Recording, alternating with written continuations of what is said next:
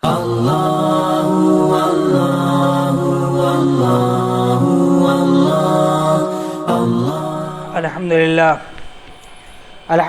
نحمده ونستعینه ونستغفره ونؤمن به ونتوکل علیہ ونعوذ باللہ من شرور انفسنا ومن سیئات اعمالنا من يهده الله فلا مضل له ومن يضلله فلا هادي له واشهد ان لا اله الا الله واشهد ان محمدا عبده ورسوله اما بعد فان خير الحديث كتاب الله وإن خير الهدي هدي محمد صلى الله عليه وسلم وشر الأمور محدثاتها وكل محدثة بدعة وكل بدعة ضلالة وكل ضلالة في النار. أعوذ بالله من الشيطان الرجيم. بسم الله الرحمن الرحيم. يا أيها الناس اتقوا ربكم الذي خلقكم من نفس واحدة وخلق منها زوجها وبث منهما رجالا كثيرا ونساء واتقوا الله الذي تساءلون به والأرحام إن الله كان عليكم رقيبا. يا أيها الذين آمنوا اتقوا الله حق تقاته ولا تموتن إلا وأنتم مسلمون. يا أيها الذين آمنوا اتقوا الله وقولوا قولا سديدا يصلح لكم أعمالكم ويغفر لكم ذنوبكم ومن يطع الله ورسوله فقد فاز فوزا عظيما. رب اشرح لي صدري ويسر لي امري واحلل عقدة من لساني يفقهوا قولي رب زدني علما رب زدني علما رب زدني علما. محترم حاضرین جمعہ، دینی ملی بھائیوں، ماں اور بہنوں، تمام قسم کی تعریف، توصیف، کبریائی، بڑائی، بزرگی، عظمت، حمد و ثنا، تحمید، تحلیل کے بعد بے شمار درود و سلام نازل ہوں انبیاء کرام کے سلسلے، بالخصوص نبی آخر الزمان محمد بن عبداللہ خاتم النبیین سید المرسلین صلی اللہ علیہ وسلم پر. پروردگار قیامت کے دن آپ کی ہمیں شفاعت نصیب فرما اور آپ کے جھنڈے کے نیچے ہمیں جمع فرما، آمین. حضرات، گزشتہ خطبہ جمعہ میں بات ادھوری رہ گئی تھی. 2 جمعہ سے مسلسل میں قیامت کے دن میدان محشر میں اللہ رب العالمین بندوں سے جو سوالات کرے گا، ان سوالات کے تئیں کچھ باتیں آپ کے سامنے رکھنا چاہتا تھا. آج کا خطبہ جمعہ اس موضوع کے لیے انشاءاللہ آخری جمعہ ہے. اللہ رب العالمین قیامت کے دن سب سے پہلا سوال کرے گا عمر کے تعلق سے کہ عمر کہاں فنا کی گئی. دوسرا سوال کرے گا علم جو سیکھا تھا کہ اس کے مطابق عمل کتنا کیا. تیسرا سوال اللہ رب العالمین کرے گا کہ مال کہاں سے kamaیا. اور چوتھا سوال اللہ رب العالمین تمام بندوں سے کرے گا کہ اس مال کو جسے کمایا تھا اسے کہاں خرچ کیا. یہ قیامت کے دن پوچھے جانے والے سوالوں میں سے چوتھا سوال ہے. ہر آدمی جو معمولی مال کمائے یا زیادہ سے زیادہ کمائے یا اتنا مال کمائے جسے گننا اس کے لیے مشکل ہو، ہر کسی آدمی کو قیامت کے دن اس پس منظر اور مشکلات میں پروردگار کے سامنے کھڑے ہو کر کے اس سوال کا جواب دینا ہے کہ جو پیسہ آپ کے جیب میں آیا تھا، اس سوال سے آپ اچھے یا برے یا بھلے یا خراب نپٹ گئے کہ آیا کہاں سے تھا، کن ذرائع سے، کن وسائل سے، کس طریقے سے، کون سا راستہ اختیار کر کے یہ مال لایا تھا، اچھائی کے ساتھ نپٹ گیا یا برائی کے ساتھ.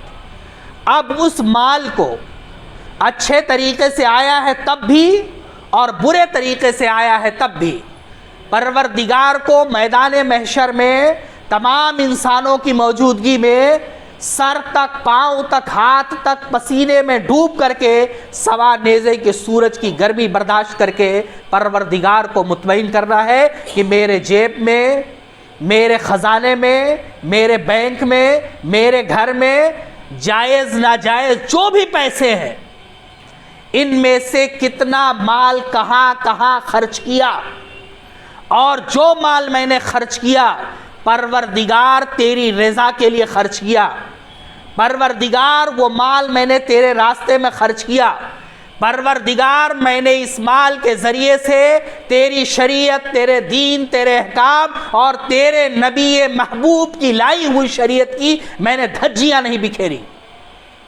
پروردگار یہ مال جو امانت کے طور پر تو نے دی تھی، پروردگار جس مال کے بدلے تو نے مجھے جنت دینے کا وعدہ کیا تھا، ان اللہ اشترى من المؤمنین انفسهم واموالهم بان لهم الجنہ، اللہ رب العالمین نے مسلمانوں سے جان اور مال کے بدلے جنت خرید لیا ہے۔ پروردگار جس مال کے بدلے تو نے جنت دینے کا مجھ سے وعدہ کیا تھا، پروردگار اس مال کو میں نے کسی غلط جگہ استعمال نہیں کیا ہے۔ یہ اطمینان دلانا پروردگار کو ضروری ہے، اور قیامت کے دن ہر انسان کو یہ اطمینان دلانا ہے دو صورتوں میں۔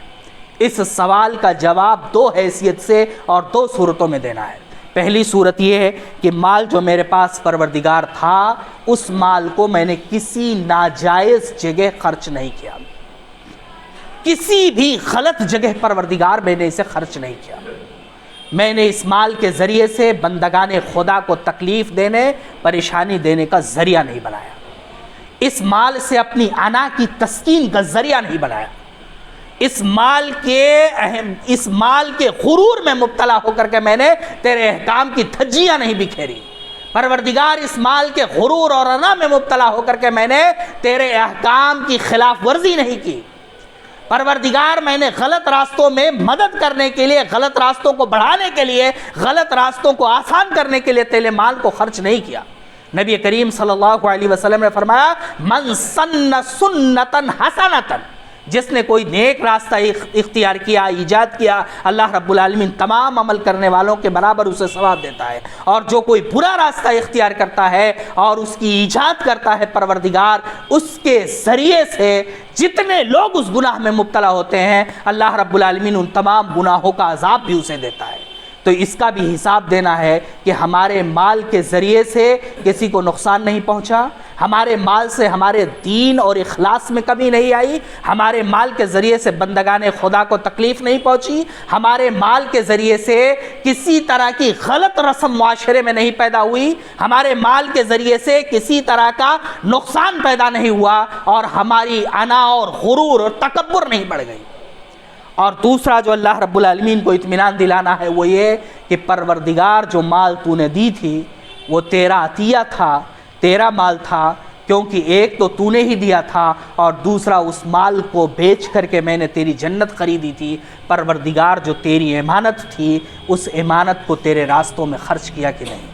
کیونکہ مال کے تعلق سے شریعت میں دو چیزیں انتہائی مبغوض ہیں، اللہ کو پسند نہیں ہیں۔ ایک یہ ہے اسراف، حد سے بڑھ جانا، فضول خرچی کرنا، اور شریعت میں دوسری چیز بخیلی بھی۔ اللہ کے رسول صلی اللہ علیہ وسلم نے کئی روایتوں میں فرمایا کہ اللہ رب العالمین کو بالکل پسند نہیں ہے، اللہ رب العالمین اسے بھی نہیں مانتا ہے۔ تو ایک یہ کہ مال کے ذریعے سے طغیانی شرکشی نہیں کی، مال کے ذریعے سے کسی طرح کا شریعت کی خلاف ورزی نہیں کی، اور دوسری چیز یہ کہ مال کے جو حقوق تھے ان مال کے حقوق کو ادا کیا یا نہیں کیا۔ سب سے پہلے اللہ رب العالمین کا حق، مال جو اللہ رب العالمین نے دیا تھا اس کے ایک ایک پیسے کا زکوٰۃ دیا یا نہیں دیا، یہ سوال بھی اسی سوال میں شامل ہے۔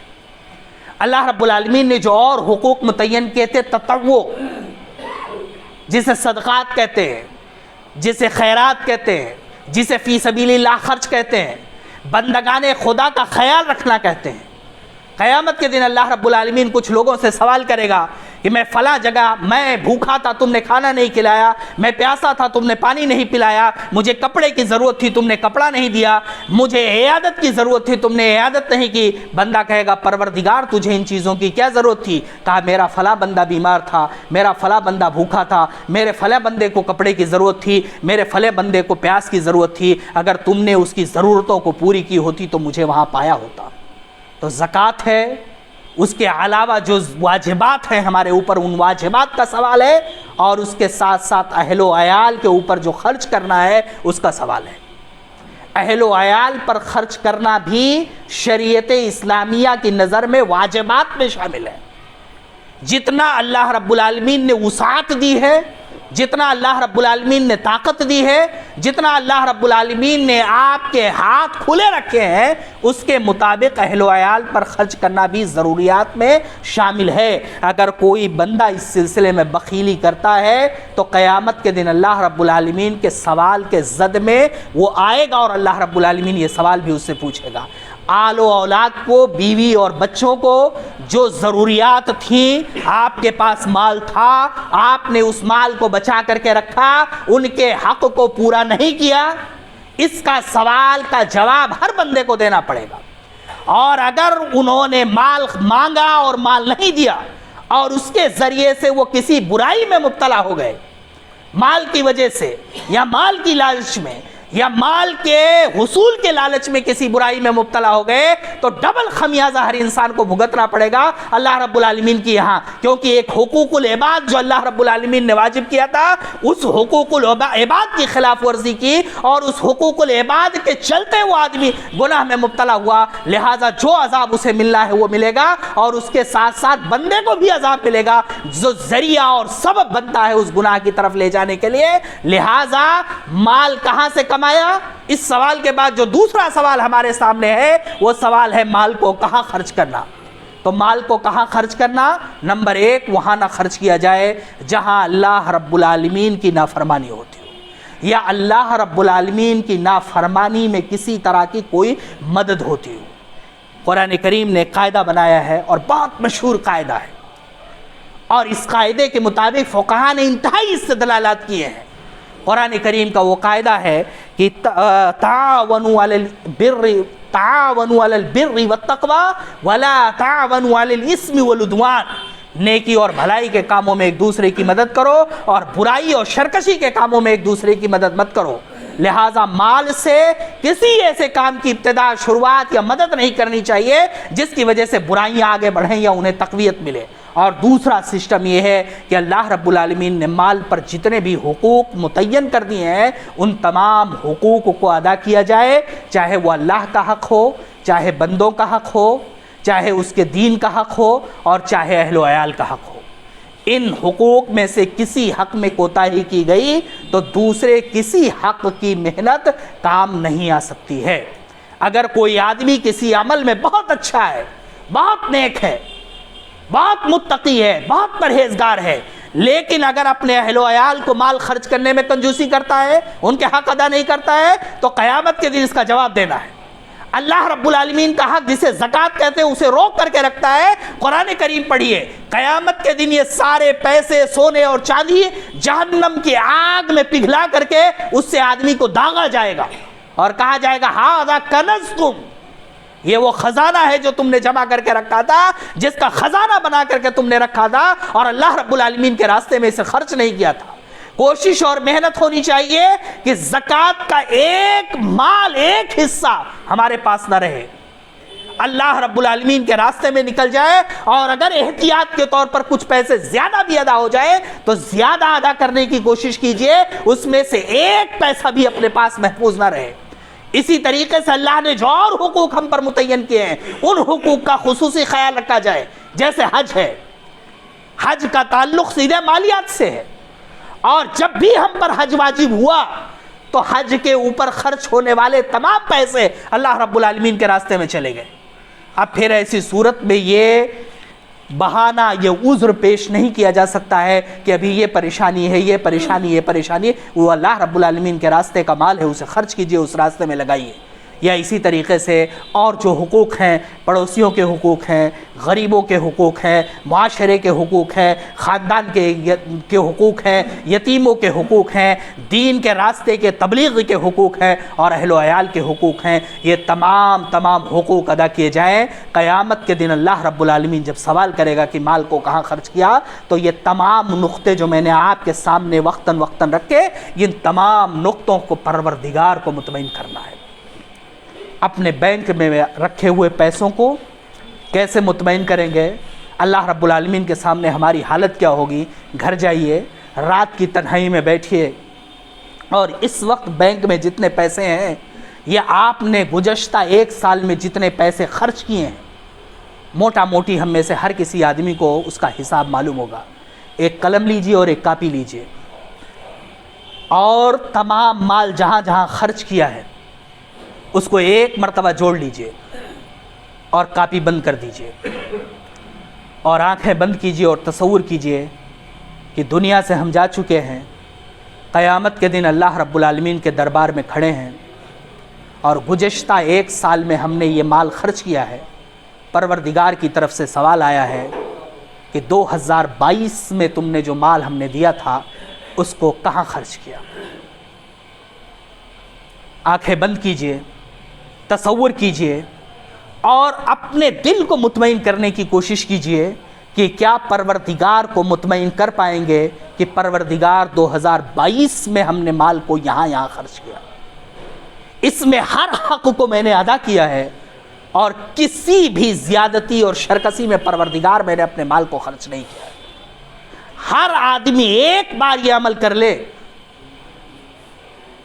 اور عمل کرنے کی کوشش کرے, سوچنے اور سمجھنے کی کوشش کرے, دل میں ذرہ برابر بھی اس کے اندر دین ہے, ایمان ہے, اللہ کا خوف ہے, رات کی نیند اڑ جائے گی,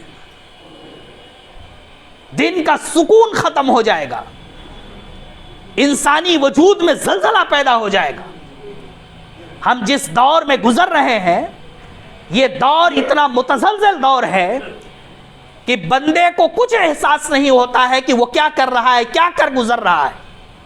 اسے ذرہ برابر احساس پیدا نہیں ہوتا ہے کہ روز ہم اللہ رب العالمین کے کتنے احکام کی خلاف ورزی کرتے ہیں, ہمارے مال کا کتنا حصہ روز ضائع جا رہا ہے اور مال کے کتنے حقوق ہیں جو روز ہم پامال کر رہے ہیں, اپنے خزانوں میں جمع کر کے رکھ رکھا ہے اور ہمارا پڑوسی بھوکے مر رہا ہے. مال کو اپنے خزانوں میں جمع کر کے رکھ رکھا ہے اور اللہ رب العالمین کے راستے کے کئی ایسے ذرائع ہیں, کئی ایسے مقام ہیں, کئی ایسے جگہ ہیں جہاں مال کی فراہمی کی وجہ سے پریشانیاں بڑھتی جا رہی ہیں. اہل و عیال کے کتنے حقوق ہیں جو بندہ روز دفن کرتا ہے.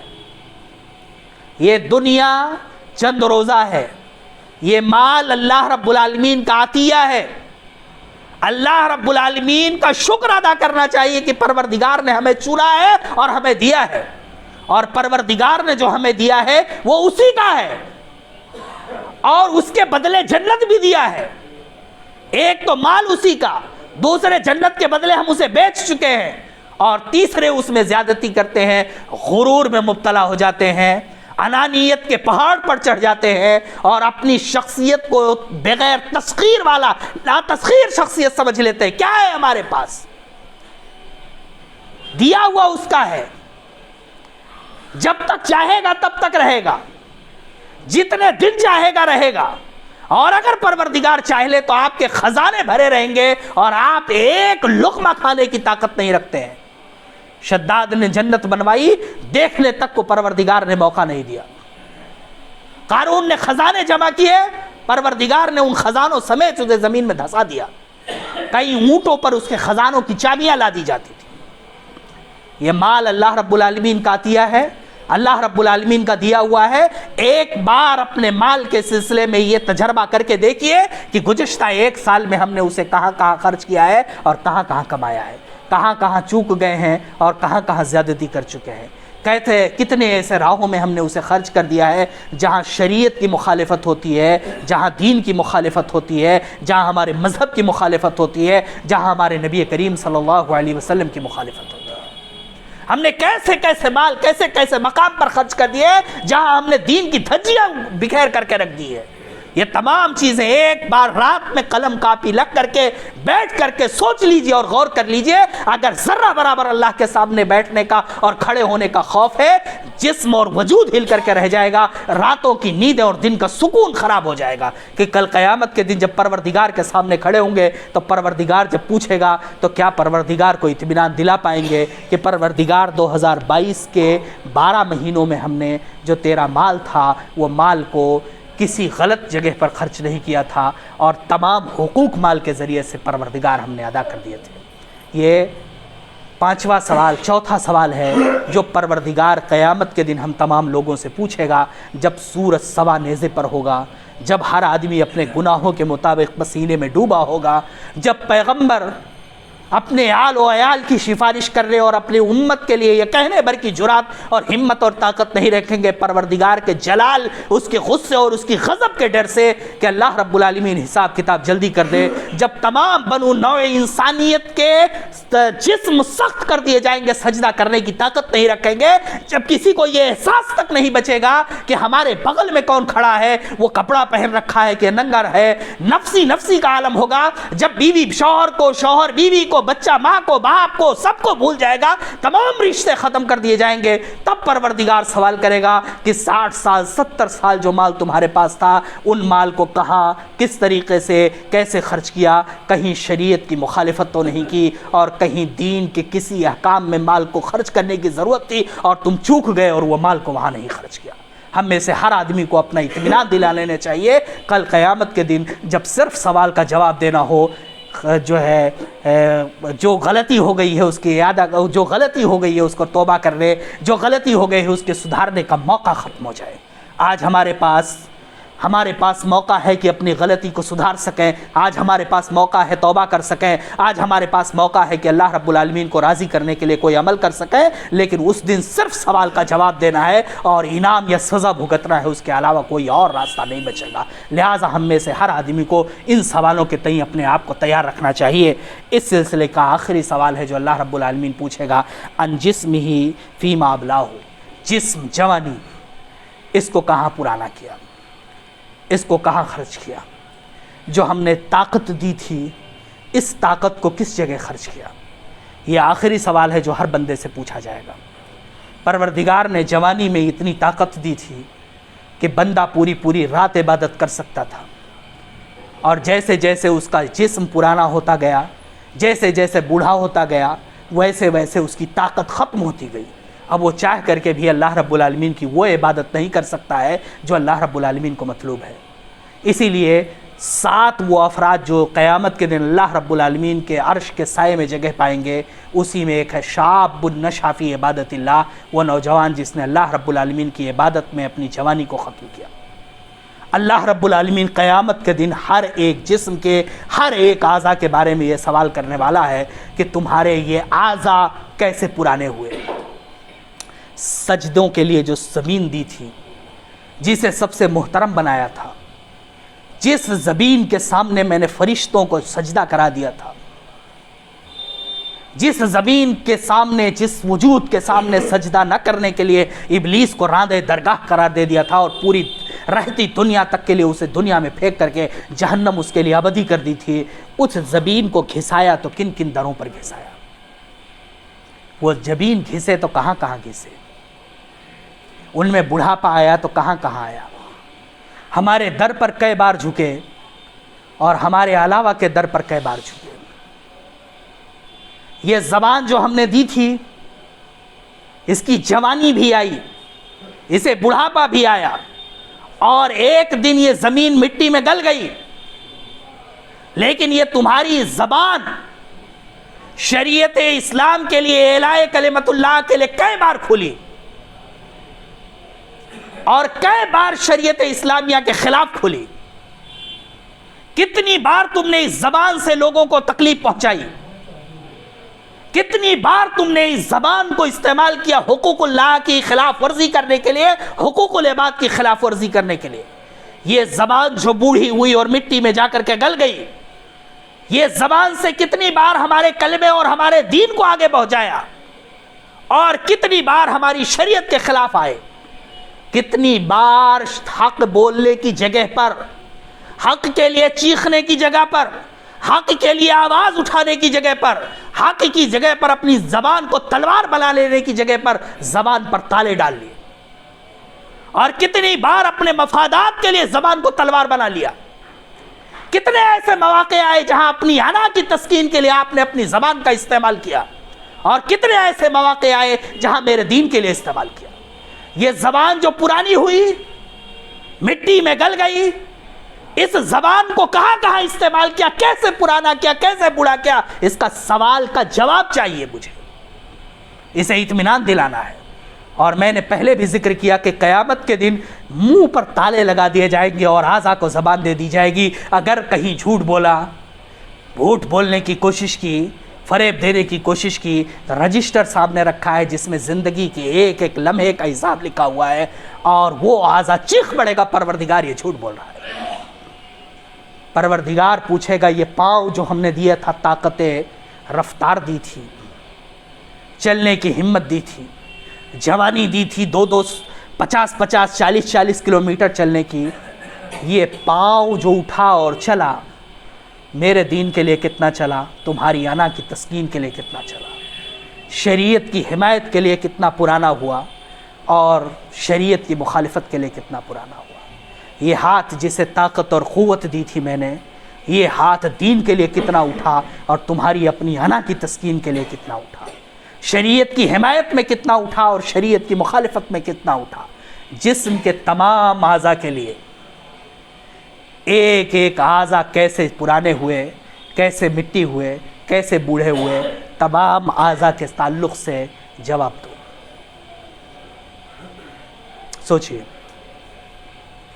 زبانوں پر لگے ہوئے تالے، فرشتوں کے ہاتھوں سے تیار ہوا زندگی کا پورا رجسٹر سامنے اسکرین پر، اللہ رب العالمین کے غضب اور جلال کا یہ علم کہ آدم جس کو ہاتھ سے بنایا، ابراہیم جسے خلیل اللہ بنایا، موسیٰ جسے کلیم اللہ بنایا، عیسیٰ جسے روح اللہ بنایا، محمد عربی صلی اللہ علیہ وسلم جسے آسمان پر بلا کر کے معراج کرایا، کانپ رہے ہیں اور اللہ رب العالمین کے سامنے کچھ کہنے کی جرأت اور ہمت نہیں رکھ رہے ہیں. اور ہم میں سے ہر آدمی سے سوال ہو رہا ہے کہ یہ زبان جو ہم نے دی تھی، اس زبان کو دین کے لیے کتنا استعمال کیا اور اس زبان کو دین کے خلاف کتنا استعمال کیا. آنکھیں بند کیجئے اور تصور کیجئے کہ پروردگار کے دربار میں کھڑے ہوئے ہیں، اور کیا پروردگار کو راضی کر سکیں گے؟ کیا پروردگار کو اطمینان دلا سکیں گے؟ کیا پروردگار کے سامنے اپنا مدعا پیش کر سکیں گے؟ اپنی وکالت کر سکیں گے؟ اور اگر وکالت کرنے کی طاقت اور ہمت نہیں ہے تو پروردگار نے اس دنیا میں توبہ کرنے کی توفیق دی ہے. اس دنیا میں پروردگار نے ان غلطیوں کے ازالہ کی توفیق دی ہے. پروردگار نے اس دنیا میں سدھر جانے کی توفیق دی ہے. ایک دن آئے گا جب ہماری زندگی کا ورق تمام ہو جائے گا اور ہماری زندگی کا باب بند کر دیا جائے گا، تو پھر ہمیں ایسی صورت میں صرف پروردگار کے سامنے کھڑے ہو کر کے ہاں یا نہ جواب دینا ہے اور اس کی سزا یا جزا بھگتنی ہے. لہٰذا مسلمانوں، صرف رسمی مسلمان ہونے سے کچھ نہیں ہوگا. باپ دادا سے وراثت میں ملا ہے اس لیے ہم خاندانی مسلمان ہیں، اس سے کچھ بھی نہیں ہونے والا ہے.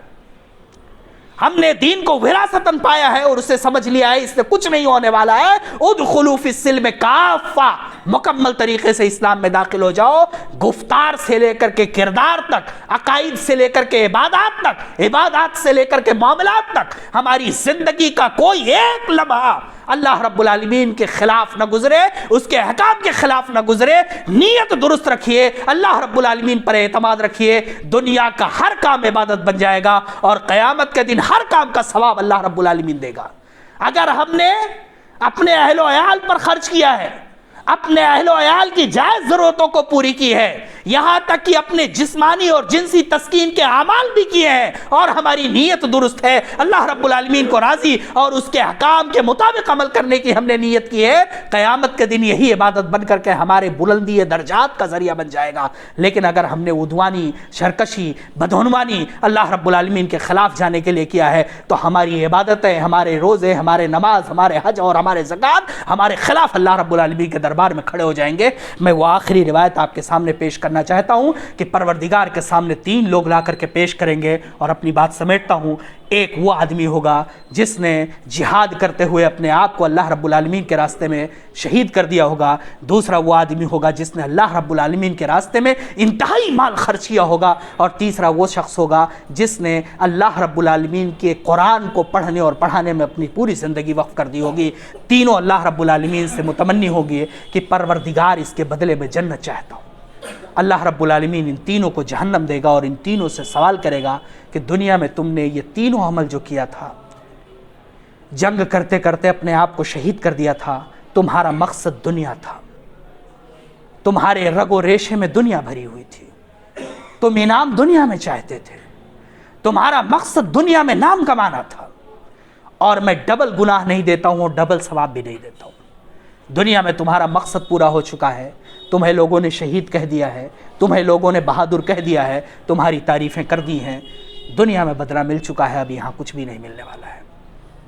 تم نے مال اس لیے اللہ رب العالمین کے راستے میں خرچ نہیں کیا تھا, تم نے مال اس لیے خرچ کیا تھا کہ دنیا میں لوگ تمہیں سخی کہیں, تمہارا نام لیں.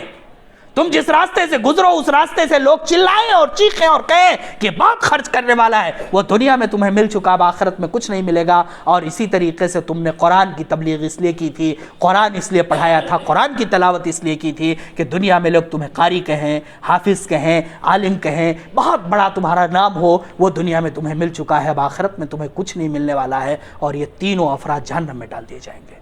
لہٰذا دین میں مکمل طریقے سے داخل ہوں, ہم اپنے آپ کو مکمل اللہ رب العالمین کے سپرد کر دیں. اور یہ یاد رکھیں کہ یہ 5 سوال میں انسانی زندگی چھپی ہوئی ہے. ایک بھی حصہ اور ایک بھی ذرہ نہیں ہے جو ان 5 سوالوں سے باہر ہو. جیسے کہ میں نے 3 خطبہ جمعہ میں آپ کے سامنے یہ باتیں رکھی. عمر کے بارے میں سوال ہوگا, کہاں اسے ختم کیا. علم کے بارے میں سوال ہوگا کہ جو علم حاصل کیا اس کے مطابق کتنا عمل کیا. مال کے بارے میں سوال ہوگا, کہاں سے کمایا اور کہاں خرچ کیا. اور جسم کے بارے میں سوال ہوگا کہ اسے کہاں پرانا کیا, اس کو کہاں خرچ کیا. اور ان 5 سوالوں میں پوری زندگی چھپی ہوئی ہے. اگر ان 5 سوالوں کا جواب ہم ڈھونڈنے کے لیے نکل جائیں تو ہمیں کسی دعوت و تبلیغ کی ضرورت نہیں ہے, کسی واعظ و نصیحت کی ضرورت نہیں ہے. ہمارے اندر سے خود آواز آئے گی کہ ہمیں سدھر جانا چاہیے. پروردگار ہمیں کہنے سننے سے زیادہ عمل کرنے کی توفیق دے. وآخر دعوانا الحمدللہ رب العالمین. الحمدللہ نحمده ونستعینه ونستغفره ونؤمن به ونتوکل علیہ ونعوذ باللہ من شرور انفسنا ومن سیئات اعمالنا من يهده الله فلا مضل له ومن يضلل فلا هادي له ونشهد ان لا اله الا الله واشهد ان محمدا عبده ورسوله. اما بعد فان خير الحديث كتاب الله وان خير الهدي هدي محمد صلى الله عليه وسلم وشر الامور محدثاتها وكل محدثة بدعة وكل بدعة ضلالة وكل ضلالة في النار. اللہ رب العالمین سے دعا کرتے ہیں کہ بار الہ ہمیں کہنے سننے سے زیادہ عمل کرنے کی توفیق دے. اللہ رب العالمین جب تک ہمیں اس دنیا میں زندہ رکھی, ایمان اسلام اور دین پر زندہ رکھ. پروردگار جب ہمارا خاتمہ ہو تو دین پر, ایمان پر اور اسلام پر ہو. اللہ رب العالمین ہمیں آج سے ہی آخرت کی تیاری کرنے کی توفیق دے. اللہ رب العالمین آج سے ہی ہمیں اپنے اعمال میں اخلاص پیدا کرنے کی توفیق دے. اللہ رب العالمین ہمیں ہمت اور توفیق دے کہ ہم تیرے دین کو کما حقہ عمل میں لا سکیں. اللہ رب العالمین ہمیں جو بیمار ہیں انہیں شفائے کلی عطا فرما. اللہ رب العالمین ہمیں جو انتقال کر گئے ہیں ان کی قبروں کو نور سے بھر دے, انہیں جنت الفردوس میں اعلیٰ سے اعلیٰ مقام دے. اللہ رب العالمین دنیا میں مسلمان جہاں کہیں بھی پریشان حال ہیں, رب العالمین ان کی پریشانیوں کو دور فرما, غیب سے ان کے مدد کی کوئی سبیل عطا فرما. اللہ رب العالمین ہمیں ہمت دے, حوصلہ دے, توفیق دے کہ اپنے بزرگوں کی وراثتوں کی حفاظت کر سکیں. اللہ رب العالمین ہمیں ہمت دے, حوصلہ دے, توفیق دے کہ اپنے آئندہ آنے والی نسلوں کو شریعت کے لیے, دین کے لیے مخلص بنا سکیں, انہیں اسلام کا محافظ بنا سکیں. وآخر دعوانا الحمدللہ رب العالمین. اللہم صلی علی محمد وعلی آل محمد کما صلیت علی ابراہیم وعلی آل ابراہیم انکا حمید مجید. اللہم بارک علی محمد وعلی آل محمد کما بارکت علی ابراہیم وعلی آل ابراہیم انکا حمید مجید. ان اللہ یامرکم بالعدل والاحسان وایتاء ذی القربی وینہی عن الفحشاء والمنکر والبغی یعظکم لعلکم تذکرون. اذکروا اللہ یذکرکم واستجب لکم ولذکر اللہ تعالی واولی واجل واتم واکبر.